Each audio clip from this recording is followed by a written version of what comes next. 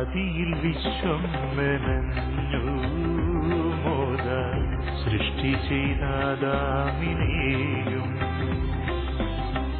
രക്ഷയായി മണ്ണിലണഞ്ഞു കാവായി അഗ്നിയായി തന്നാത്മവർഷം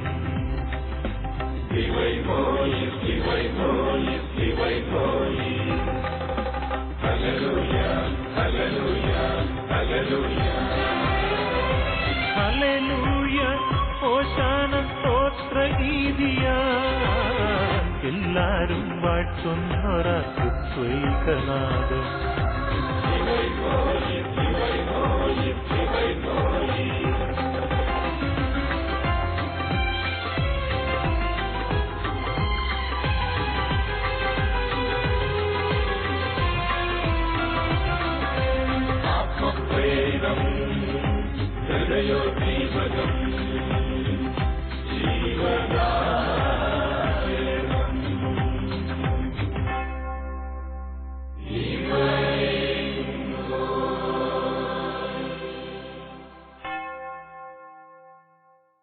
യേശുവിൽ എത്രയും സ്നേഹം നിറഞ്ഞവരെ, നമുക്ക് ഇന്നത്തെ വചന ധ്യാനത്തിലേക്ക് കടക്കാം.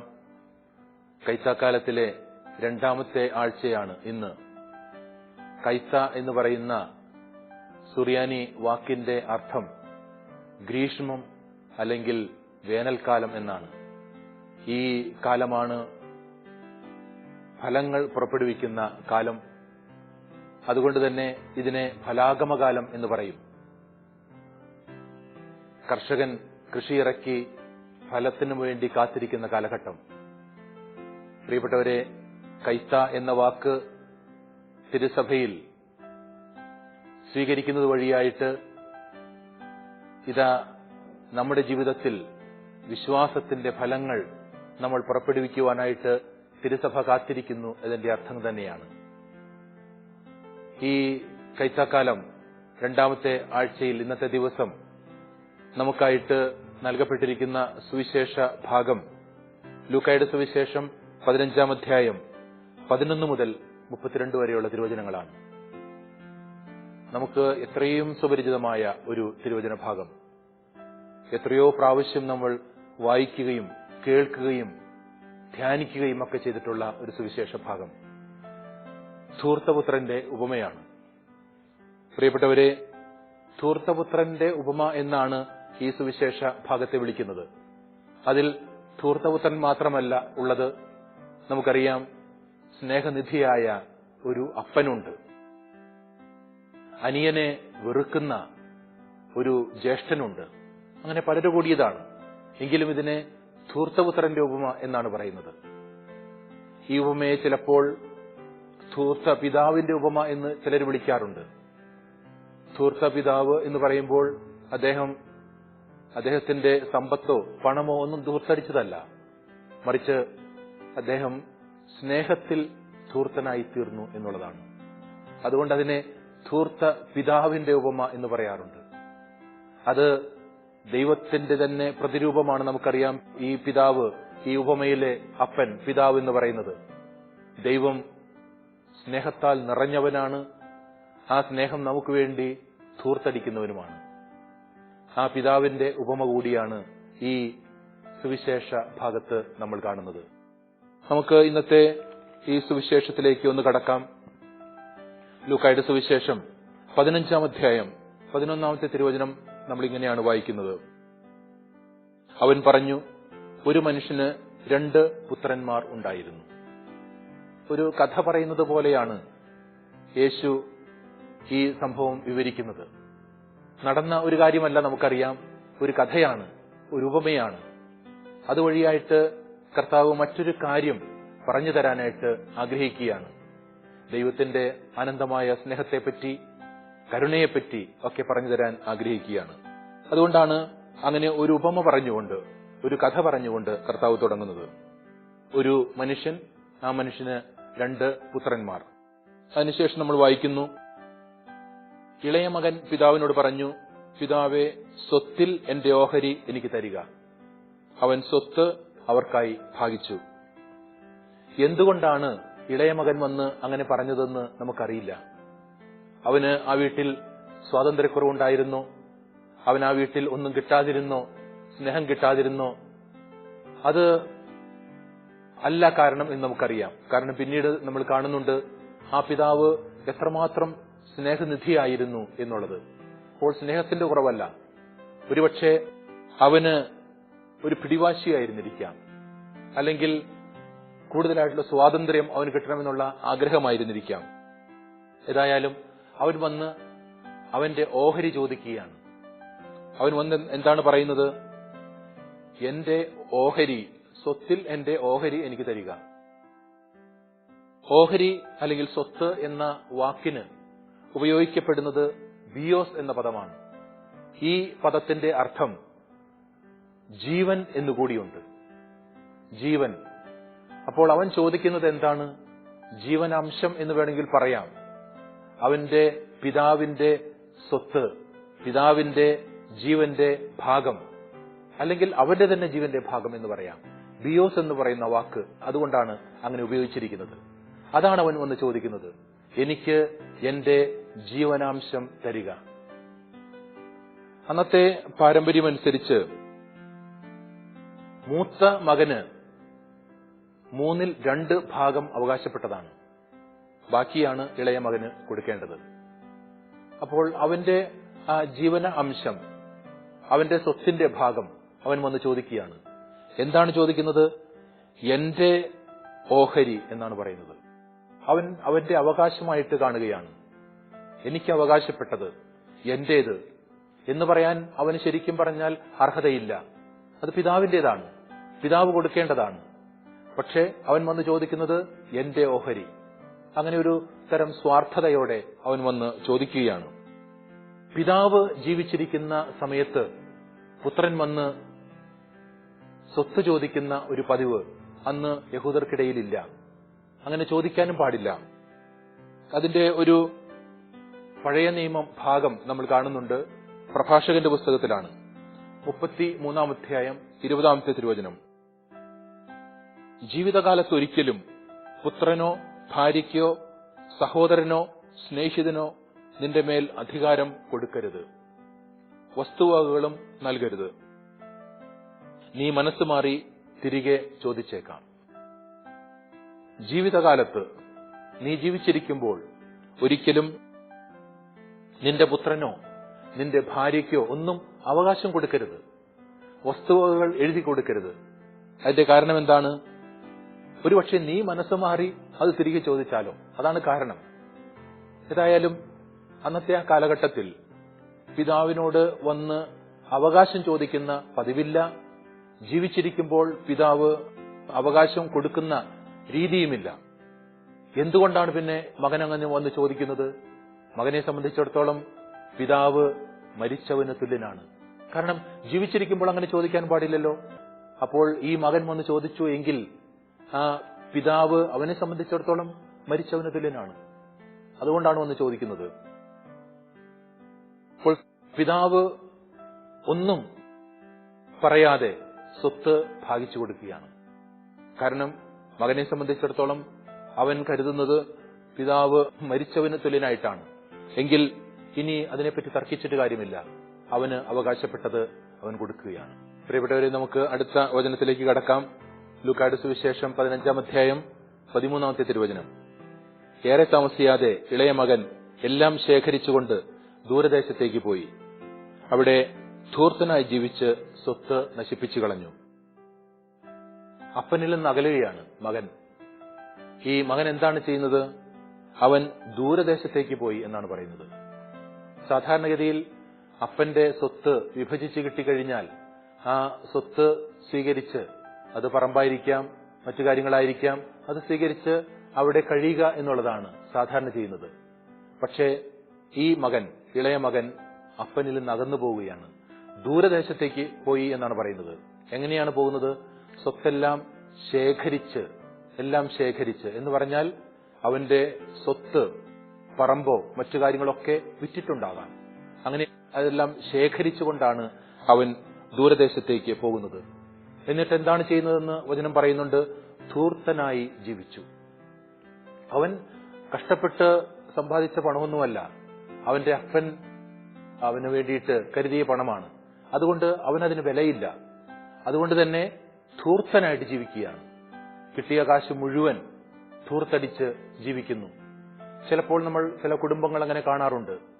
അപ്പനോ അമ്മയോ ഒക്കെ അവർ വിദേശത്തായിരിക്കാം. ഒരുപക്ഷെ അവർ കഷ്ടപ്പെട്ട് അധ്വാനിച്ച് അവര് ഒരുപാട് ത്യാഗങ്ങളെടുത്ത് പണമുണ്ടാക്കി മക്കൾക്ക് അയച്ചു കൊടുക്കുമ്പോൾ മക്കൾ അത് അവർക്കിഷ്ടം പോലെ ധൂർത്തടിച്ച് ജീവിക്കുന്നതൊക്കെ നമ്മൾ കാണാറുണ്ട്. അത് അവരുടെ സ്വന്തം പണമാണെന്ന് അവർക്ക് തോന്നുന്നില്ല. അതിന്റെ വില അവർക്ക് മനസ്സിലാകുന്നില്ല. അങ്ങനെ ധൂർത്തടിക്കുന്ന മക്കളെ നമ്മൾ കാണാറുണ്ട്. ഈ മകനും അത് തന്നെയാണ് ചെയ്യുന്നത്. അവൻ ദൂരദേശത്തേക്ക് പോയി പണം ധൂർത്തടിച്ച് നശിപ്പിച്ചു കളഞ്ഞു എന്നാണ് പറയുന്നത്. അവന്റെ ആ പണം മുഴുവൻ നശിപ്പിക്കുന്ന രീതിയിൽ അവൻ ചെലവഴിച്ചു. നമ്മൾ ആദ്യം കണ്ടിരുന്നു ഈ വിഹിതത്തിന്, സ്വത്തിന് ബിയോസ് അല്ലെങ്കിൽ ജീവൻ എന്ന അർത്ഥമുണ്ടെന്ന് നമ്മൾ കണ്ടു. എന്നാൽ അവൻ നശിപ്പിക്കുന്നത് എന്താണ്? ഈ ജീവൻ തന്നെയാണ്. പിതാവ് കൊടുത്ത ജീവൻ എന്ന് പറയാം, അല്ലെങ്കിൽ അവൻ അവകാശപ്പെട്ട ജീവൻ എന്ന് പറയാം. അവന്റെ ജീവൻ തന്നെ നശിപ്പിച്ചു കളയുന്ന ഒരവസ്ഥയിലേക്ക് അവൻ വന്നു. പ്രിയപ്പെട്ടവരെ, ദൈവത്തിൽ നിന്നകന്ന്, സ്നേഹത്തിൽ നിന്നകന്ന് ജീവിക്കുന്ന ഓരോ മനുഷ്യനും നാശത്തിന്റെ പടുകുഴിയിലേക്കാണ് പോകുന്നത് എന്ന് ഈ വചനം നമുക്ക് പറഞ്ഞു തരുന്നുണ്ട്. പിതാവിന്റെ സ്നേഹത്തിൽ നിന്ന് അകലുന്ന സമയത്ത് സംഭവിക്കുന്ന കാര്യം ഇതാണ്. അടുത്ത വചനം, അവൻ എല്ലാം ചെലവഴിച്ചു കഴിഞ്ഞപ്പോൾ ആ ദേശത്ത് ഒരു കഠിനക്ഷാമം ഉണ്ടാവുകയും അവൻ ഞെരുക്കത്തിലാവുകയും ചെയ്തു. അവന്റെ പൈസ എല്ലാം ചെലവഴിച്ചു. കാരണം അവൻ ധൂർത്തടിച്ച് നശിപ്പിക്കുകയായിരുന്നു. അങ്ങനെ ചെലവഴിച്ച് കഴിയുന്ന സമയത്താണ് അവിടെ ഒരു കഠിനക്ഷാമം ഉണ്ടാകുന്നു എന്ന് പറയുന്നത്. കഠിനക്ഷാമം എന്ന് പറയുമ്പോൾ ഒന്നും കിട്ടാത്ത അവസ്ഥ, ഒരു ദാരിദ്ര്യാവസ്ഥ, അതാണ് സംഭവിക്കുന്നത്. പാപത്തിന്റെ ഒരു അനന്തരഫലം എന്ന് പറയാം. ഇതുപോലെയുള്ള ദരിദ്രമായൊരവസ്ഥയിലേക്ക്, നീചമായൊരവസ്ഥയിലേക്ക് വന്നെത്തുക. വനത്തിലൊക്കെ വറുതിയുടെ കാലം, അത് ഒരുപാട് വേനലും ഒക്കെയായി കൃഷി നശിക്കുന്ന അല്ലെങ്കിൽ ഫലമൂലാദികളൊന്നുമില്ലാതെ പോകുന്ന ഒരു സമയം. അങ്ങനെ ഉള്ള ആ ഒരു സമയത്ത് ഒരുപക്ഷെ കാട്ടുതീ കൂടി വരുമ്പോൾ ആ വനത്തിലെ ജീവികളൊക്കെ ശ്വാസം പോലും കിട്ടാതെ മരിക്കുന്ന ഒരവസ്ഥയുണ്ടാകും. അപ്പോൾ ഒരു തകർച്ചയുടെ, ഒരു ഇല്ലായ്മയുടെ ഒരു കാലഘട്ടം എന്ന് പറയാം. ഈ മകനും എത്തിപ്പെടുന്നത്, അവന്റെ പാപ അവസ്ഥയിൽ നിന്ന് അവൻ അവസാനം എത്തിപ്പെടുന്നത് ഇതുപോലെയുള്ള പരമദരിദ്രമായ ഒരു അവസ്ഥയിലേക്കാണ്. അങ്ങനെ ഒരവസ്ഥയിൽ അവനെ കൊണ്ടുവന്ന് എത്തിക്കുന്നത് തന്നെ അവന്റെ പാപചിന്തകളാണ്. അങ്ങനെ അവൻ വന്നെത്തുന്നു. അടുത്ത വചനത്തിലേക്ക് നമുക്ക് വരാം.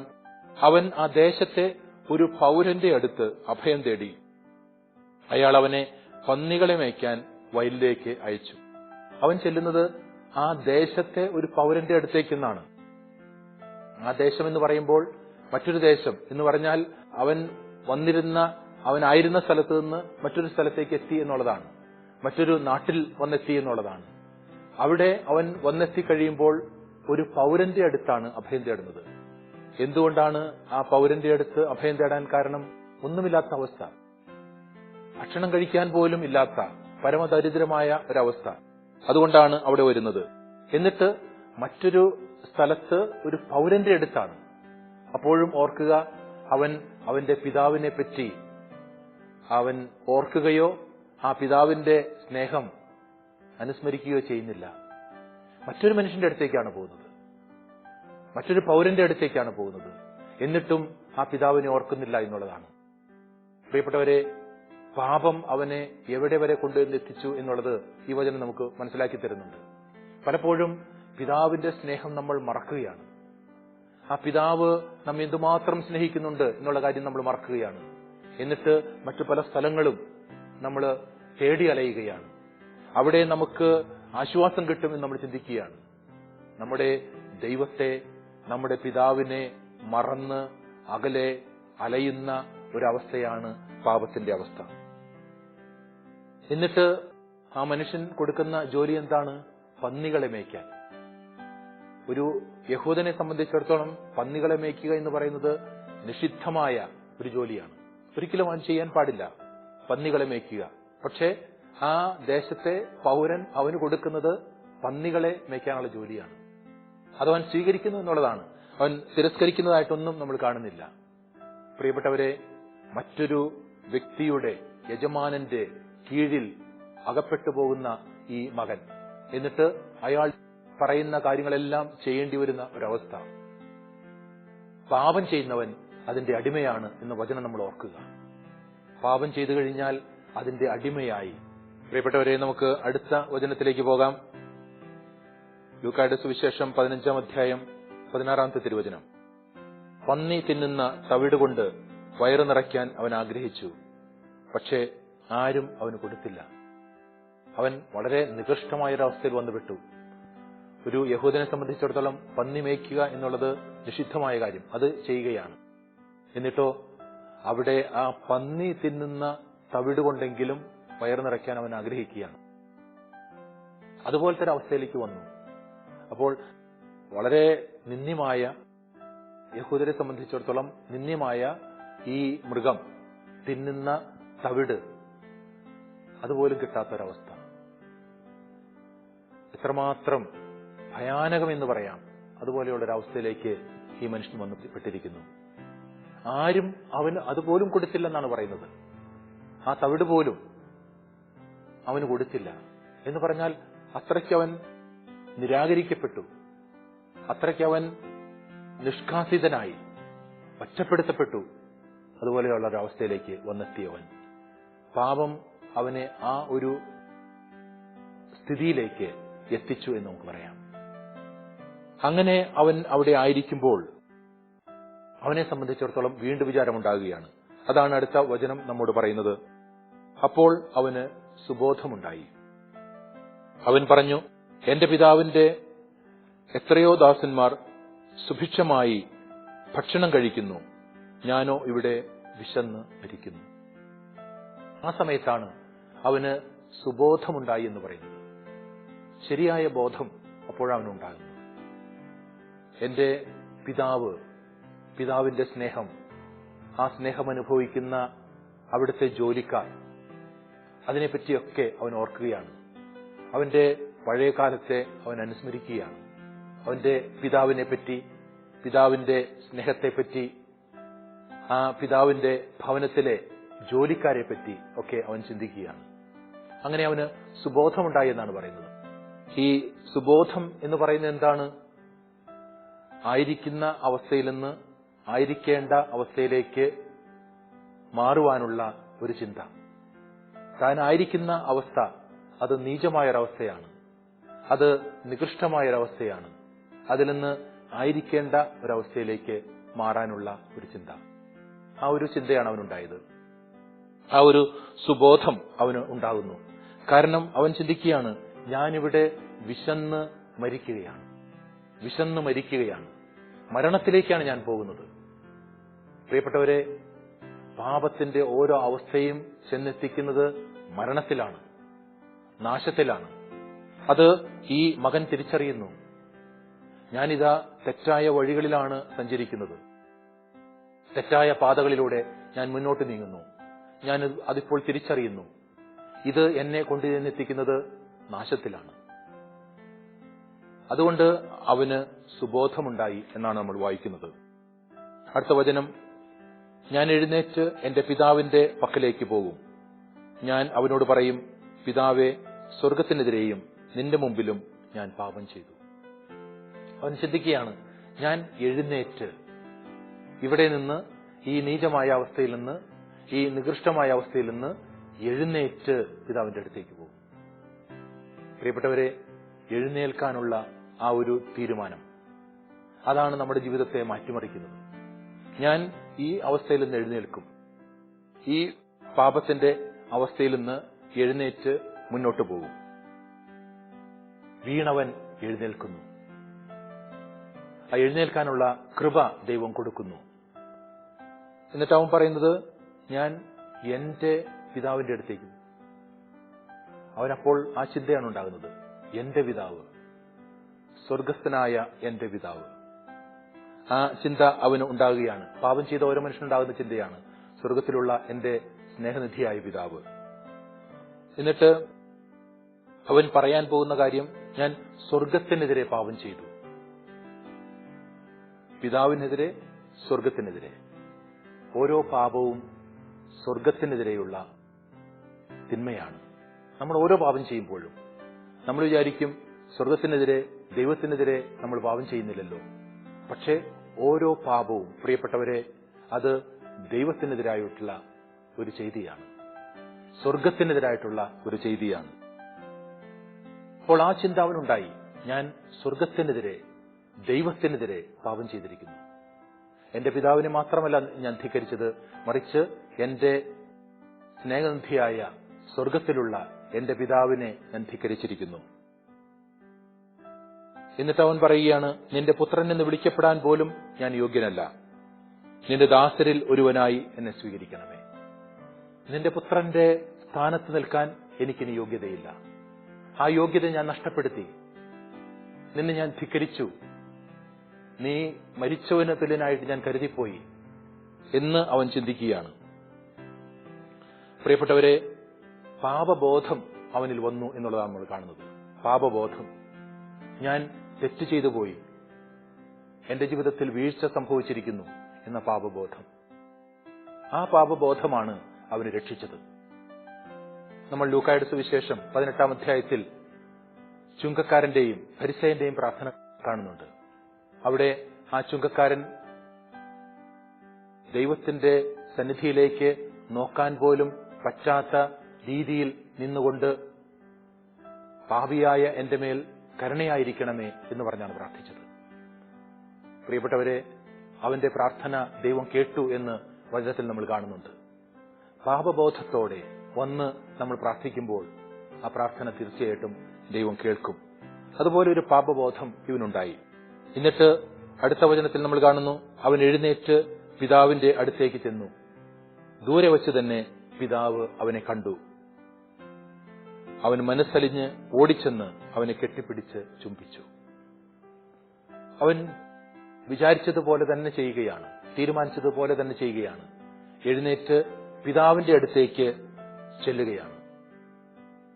ഇവർ തമ്മിൽ എത്ര ദൂരമുണ്ടായി എന്നുള്ളത് നമുക്കറിയില്ല. ആ രണ്ട് ദേശത്തായിരുന്നു എന്ന് നമ്മൾ അതിനു മുമ്പുള്ള വചനത്തിൽ കണ്ടു. എങ്കിലും എത്ര ദൂരമുണ്ടായി എന്ന് നമുക്ക് അറിയില്ല. എങ്കിലും ഇതാ അവൻ എഴുന്നേറ്റ് പിതാവിന്റെ അടുത്തേക്ക് ചെന്നു എന്നാണ് കാണുന്നത്. അത്രയ്ക്ക് പെട്ടെന്നാണ് സംഭവിച്ചത്.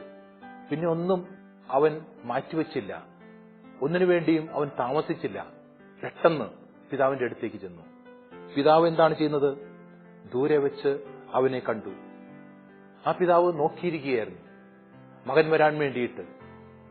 മകനെ കാത്ത് അകലേക്ക് കണ്ണുകളും നട്ട് കാത്തിരിക്കുന്ന ഒരു പിതാവിനെയാണ് നമ്മൾ കാണുന്നത്. എന്നിട്ട് ആ പിതാവും ഓടി വരികയാണ്. മകൻ ഓടിച്ചെല്ലുന്നു, പിതാവും ഓടി വരികയാണ്. പ്രിയപ്പെട്ടവരെ, ഇതാണ് എപ്പോഴും ദൈവത്തിലേക്ക് മനുഷ്യൻ ചെല്ലുമ്പോൾ, മനസ്സ് മാറി അവൻ ചെല്ലുമ്പോൾ ദൈവത്തിന്റെ പ്രതികരണം. ദൈവം എപ്പോഴും കാത്തിരിക്കുകയാണ് മനുഷ്യന് വേണ്ടി, അവൻ തിരിച്ചു ചെല്ലാൻ വേണ്ടി, അവൻ തിരിച്ചു ചെല്ലുമ്പോൾ അവനെ സ്വീകരിക്കാൻ വേണ്ടി. മകന് വേണ്ടി കാത്തിരിക്കുന്ന ഒരു പിതാവ്, അവനെ സ്വീകരിക്കാൻ വേണ്ടി കാത്തിരിക്കുന്ന ഒരു പിതാവ്. ഫ്രാൻസിസ് മാർപ്പാപ്പ ഇങ്ങനെ പറയുന്നുണ്ട്, പാപങ്ങൾ ആവർത്തിച്ച് ഏറ്റുപറഞ്ഞ് നാം ക്ഷീണിച്ചേക്കാം, എന്നാൽ പാപക്ഷമ നൽകി ദൈവം ഒരിക്കലും മടുക്കുന്നില്ല. ദൈവത്തിനൊരിക്കലും മടുപ്പില്ല. ദൈവം നമുക്ക് പാപത്തിന് ക്ഷമ നൽകിക്കൊണ്ടിരിക്കുകയാണ്. പക്ഷേ പാപം ഏറ്റുപറഞ്ഞ് നമുക്ക് ഒരു മടുപ്പ് തോന്നുന്നുണ്ടാകാം. ദൈവത്തിന് ആ മടുപ്പില്ല. ദൈവം നമ്മുടെ പാപങ്ങൾ ക്ഷമിക്കാൻ വേണ്ടി കാത്തിരിക്കുന്നവനാണ്. എന്നിട്ട് ആ പിതാവ് അവനെ വന്ന് ചുംബിക്കുകയാണ്, കെട്ടിപ്പിടിച്ച് ചുംബിക്കുകയാണ്. അവൻ വരുന്നത് പന്നിക്കുഴിയിൽ നിന്നാണ്.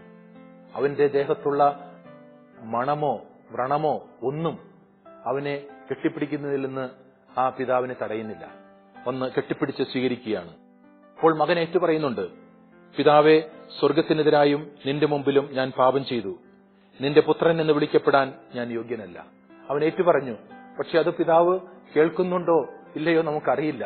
അവനെ കെട്ടിപ്പിടിച്ച് സ്വീകരിക്കുകയാണ്. കാരണം പിതാവിനാവശ്യം അവന്റെ പശ്ചാത്തപിക്കുന്ന നുറുങ്ങിയ മനസ്സാണ്. അവന്റെ വാക്കുകളേക്കാൾ അവന്റെ ഹൃദയം, വേദനിക്കുന്ന നീറുന്ന അവന്റെ ഹൃദയം, അത് ആ പിതാവ് മനസ്സിലാക്കി, പിതാവ് കണ്ടു. അടുത്ത വചനങ്ങൾ, പിതാവാകട്ടെ തന്റെ ദാസരോട് പറഞ്ഞു, ഉടനെ മേൽത്തരം വസ്ത്രം കൊണ്ടുവന്ന് ഇവനെ ധരിപ്പിക്കുവിൻ. ഇവന്റെ കയ്യിൽ മോതിരവും കാലിൽ ചെരുപ്പും അണിയിക്കുവിൻ. കൊഴുത്ത കാളക്കുട്ടിയെ കൊണ്ടുവന്ന് കൊല്ലുവിൻ. നമുക്ക് ഭക്ഷിച്ച് ആഹ്ലാദിക്കാം. പിതാവ് ആ പുത്രന് എല്ലാ വിലപ്പെട്ട വസ്തുക്കളും കൊടുക്കുകയാണ്. നല്ല വസ്ത്രം, മോതിരം, ചെരുപ്പ്. പ്രിയപ്പെട്ടവരെ, അടിമയായിരുന്നവനെ അധികാരത്തിലേക്ക് പിതാവ് കൊണ്ടുവരികയാണ്. അവൻ അടിമയായിരുന്നു, മറ്റൊരു വ്യക്തിക്ക് അടിമയായിരുന്നു, മറ്റൊരു യജമാനന് അടിമയായിരുന്നു. അവനെ അധികാരത്തിലേക്ക് തിരിച്ചു കൊണ്ടുവരികയാണ്. ഒന്നോർക്കണം, ഈ പിതാവ് അവന്റെ സ്വത്തുക്കളൊക്കെ കൊടുത്തതാണ്. എന്നിട്ടും പിതാവ് വീണ്ടും കൊടുക്കുകയാണ് അവന് എല്ലാം. പിതാവിന്റെ ആ സ്വത്ത് എന്ന് പറയുന്നത് അക്ഷയഖനിയാണ്. ഒരിക്കലും തീരാത്ത ഒരു സ്വത്തിന്റെ ഉടമയാണ് പിതാവ്. ആ പിതാവിന്റെ അടുത്തേക്ക് നമ്മൾ ചെല്ലുമ്പോൾ ആ പിതാവ് നമുക്ക് തരും. ഒരുപക്ഷെ നമ്മളെല്ലാം നഷ്ടപ്പെടുത്തി ആ പിതാവിന്റെ അടുത്തേക്ക് ചെല്ലുമ്പോഴും ആ പിതാവ് നമ്മെ സ്വീകരിക്കും, നമുക്കെല്ലാം തരും. ഇന്നത്തെ പിതാവ് പറയുകയാണ്, കൊഴുത്ത കാളക്കുട്ടിയെ കൊന്ന് നമുക്ക് വിരുന്ന് നടത്താം. വിരുന്ന് എന്ന് പറയുന്നത് സന്തോഷത്തിന്റെ സൂചനയാണ്. നമുക്ക് ഒരു വിരുന്ന് നടത്താം. അതിന്റെ കാരണം പിതാവ് അടുത്ത വചനങ്ങളിൽ പറയുന്നുണ്ട്, എന്റെ ഈ മകൻ മൃതനായിരുന്നു, അവനിതാ വീണ്ടും ജീവിക്കുന്നു. അവൻ നഷ്ടപ്പെട്ടിരുന്നു, ഇപ്പോൾ വീണ്ടും കിട്ടിയിരിക്കുന്നു. അവർ ആഹ്ലാദിക്കാൻ തുടങ്ങി. മൃതനായ മകൻ ഇതാ തിരിച്ചു വന്നിരിക്കുന്നു. ഈ മകനാണ് അപ്പനെ മൃതനായിരുന്നു കണ്ടത്. പക്ഷേ ശരിക്കും മൃതനായിരുന്നത് ഈ മകൻ തന്നെയാണ്. മരിച്ചുപോയത് ഈ മകൻ തന്നെയാണ്. പാപത്തിനു വേണ്ടി മരിച്ചത് ഇവനായിരുന്നു. അവന് വീണ്ടും കിട്ടിയെന്നാണ് പറയുന്നത്. അവൻ ജീവൻ തിരിച്ചു കിട്ടി. അതുകൊണ്ടാണ് ഈ സന്തോഷം. പ്രിയപ്പെട്ടവരെ, ദൈവത്തിന്റെ സന്തോഷം എപ്പോഴും ഇങ്ങനെയാണ്. നമ്മൾ മാനസാന്തരപ്പെട്ട് മനസ്സ് തിരിഞ്ഞ് തിരിച്ചു വരുമ്പോൾ ദൈവം ഏറ്റവും അധികം സന്തോഷിക്കുന്നു. അതുകൊണ്ട് നമ്മൾ ഒരിക്കലും മടിച്ചു നിൽക്കേണ്ട ആവശ്യമില്ല. ദൈവം എന്റെ പാപങ്ങൾ ക്ഷമിക്കുമോ, എന്റെ പാപങ്ങൾ പൊറുക്കുമോ എന്നൊന്നും നമ്മൾ വിചാരിക്കേണ്ട. അവിടുത്തെ സന്നിധിയിലേക്ക് തിരിച്ചു വരാൻ നമ്മൾ മനസ്സ് കാണിച്ചാൽ തീർച്ചയായിട്ടും അവിടെ നമ്മെ സ്വീകരിക്കും. നമുക്ക് ഈ തിരിച്ചുവരവിന് വേണ്ടി ഒരുങ്ങാം. തിരിച്ചുവരവിന്റെ സന്തോഷം അനുഭവിക്കാനായിട്ട് ഒരുങ്ങാം. ദൈവം നമുക്ക് വേണ്ടി കാത്തിരിക്കുന്നു. നമുക്ക് കർത്താവിന്റെ ആ സ്നേഹനിധിയായ പിതാവിന്റെ അടുക്കലേക്ക് തിരിച്ചു ചെല്ലാം.